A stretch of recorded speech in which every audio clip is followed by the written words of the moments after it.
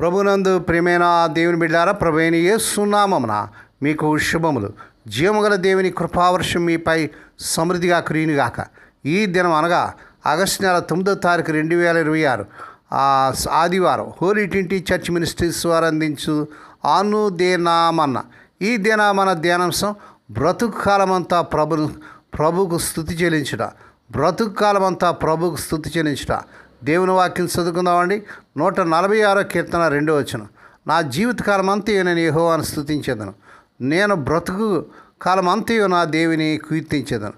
దేవుడు తన పరిశుద్ధ వాక్యం దీవించునుగాక. దేని బిడ్డలారా, ఆదివారం ప్రభు దినం, పునరుద్ధాన దినం, పరిశుద్ధ దినం. క్రీస్తు ప్రభు రక్తంలో కడగబడిన ప్రతి విశ్వాసి ప్రభును స్తుతించి ప్రభును కొనియాడవలసిన వారు వింటున్నాం. దేని బిడ్డలారా, సమర దేవుని వాక్యంలో చూసినట్లయితే నేను బ్రతుకు కాలం అంతా యెహోవాను స్తుతించేదను, నేనుండు కాలమంతా నా దేవుని స్తుతించేదనని ఈ 146 కీర్తన 2వ వచనంలో చూస్తున్నాం. ఇది చివరి 5 హల్లెలూయా కీర్తనలో మొదటిది. ఆ 146 అధ్యాయం నుండి 150 అధ్యాయాల వరకు మనం హల్లెలూయా గురించి చూస్తున్నాం. పూర్తి కీర్తన హల్లెలూయా యెహోవాను స్తుతించుటతో మొదలై హల్లెలూయాతో ముగుస్తుంది. ఇతర మనుషులను, రాజులను నమ్మవద్దు, సృష్టికర్త అయిన దేవుడు మాత్రం నమ్మనేది ఈ కీర్తన యొక్క ప్రధాన సందేశం. దేవుని స్తోత్రం. మొదటగా నేను బ్రతుకు కాలమంతా యెహోవాను స్తుతించాను. ఇది ఒక ప్రమాణం, జీవితాంతం నిర్ణయం. బ్రతుకు కాలం అంతే అనగా ప్రతిరోజు మంచి రోజులను, కష్టమైన రోజుల్లోనూ, కష్టాలు సుఖాలు అన్ని రోజుల్లో కూడా మనం ప్రభువును స్తుతించాలి. స్తుతించేదను అంటే హిబ్రూలో హల్లల్ అనగా దేవుడు ఎంత గొప్పవాడో గొప్పగా చెప్పడం. అంటే నా జీవితం అంతా దేవుడు ఎవరో లోకానికి తెలియజేసేదిగా ఉంటుంది. రెండోది, నేను ఉండినంతకాలము నా దేవుని కీర్తించేదని అంటాడు. ఉండినంతకాలం అంటే నేను ఊపిరి పీల్చేంత వరకు, చివరి శ్వాస వరకు. దేని బిడ్డలారా గమనించండి, నా దేవుని అని ఉంది, దేవుణ్ణి కాదు. ఇది సంబంధం. దావీదు దేవుని గురించి వినలేదు, దేవుని వ్యక్తిగతంగా తెలుసుకున్నాడు. దేవుని స్తోత్రం. కీర్తించేదను పాటతో, నోటితో, హృదయంతో అనగా ఆనందంగా స్తుతించడం అనమాట. ఈ 146 కీర్తన 2 నుండి మనం ముఖ్య విషయాలు చూసినట్లయితే స్తుతి అనేది ఒక నిర్ణయం. స్తుతించేదను ఆ 3 వస్తే కాదు స్తుతించడం. ప్రతిరోజు మనం చేసే ఎంపికే స్తుతి జీవితాంతం స్తుతించాలి. అంటే బ్రతుకు కాలం అంతా. ఇది ఆదివారమే కాదు, ఆయా ప్రత్యేక సమయాల్లోనే కాదు, కష్టాల్లో అన్ని పరిస్థితుల్లో ప్రభుని స్తుతించాలి. స్తుతి వ్యక్తిగతం. నా దేవుని మతం కాదు, సంబంధం. ఆయనే నీ దేవుడు కావాలని వ్యక్తిగతంగా ప్రభుని స్తుతించాలి. స్తుతి మన ఉద్దేశం. మనం పుట్టడానికి కారణమే ఇది. ఊపిరి ఉంది అంటే స్తుతించడానికి అనమాట. కీర్తన 150 కీర్తన 6 వచనం. అంటే మొదటగా జీవితం బాగుంటేనే స్తుతించు కాదు, బ్రతుకు కాలం అంతా అంటే కన్నీళ్లలో రోజులు కూడా ప్రియప్రభుని స్తుతించాలి. 2, స్తుతి అంటే పాటలు మాత్రమే కాదు, నీ జీవితం దేవునికి ఇవ్వడం అన్నిటికంటే పెద్ద స్తుతి. 3, దేవునికి మన స్తుతి అవసరం కాదు, మనమే ఆయనకి అవసరం. స్తుతిస్తే మన కళ్ళు సమస్యల నుండి దేవుని వైపు తిరుగుతాయి. దేవుని స్తోత్రం.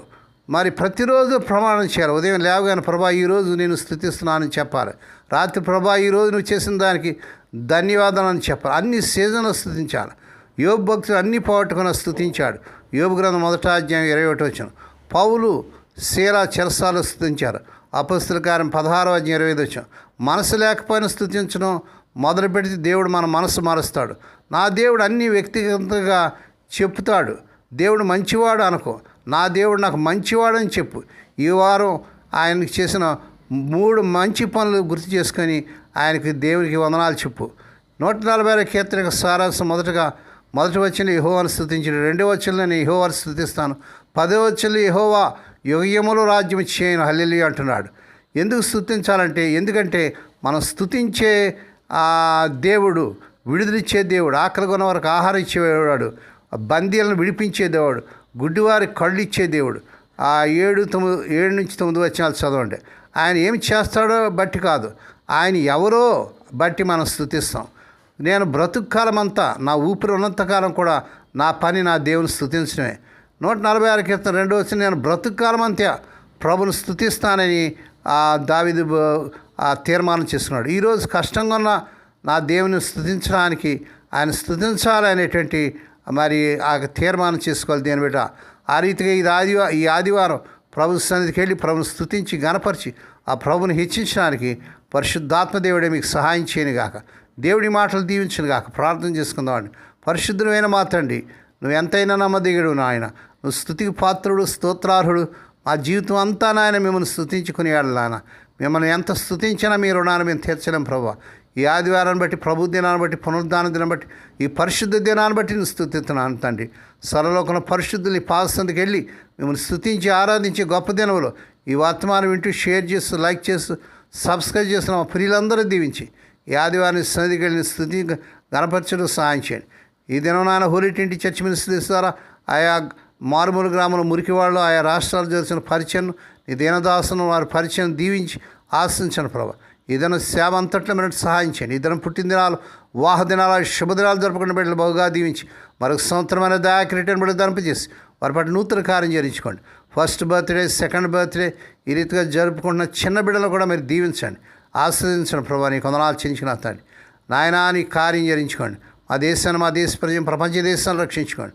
ఈ దినమంతటిలో నీ బిడ్డలను నీ కృపాస్తులకు అప్పగించుకుంటూ నాయన ఈ దినం వారి ప్రయాణాల్లో అన్ని విషయాలు నీ కాపుదల భద్రత ఇచ్చేమని మహిమ నీకే, ఘనత నీకే చెల్లించుకుంటూ యేసే పరిశుద్ధ నామమున స్తుతించి గానపరిచి వేడుకొని ప్రార్థిస్తున్నాం తండ్రి.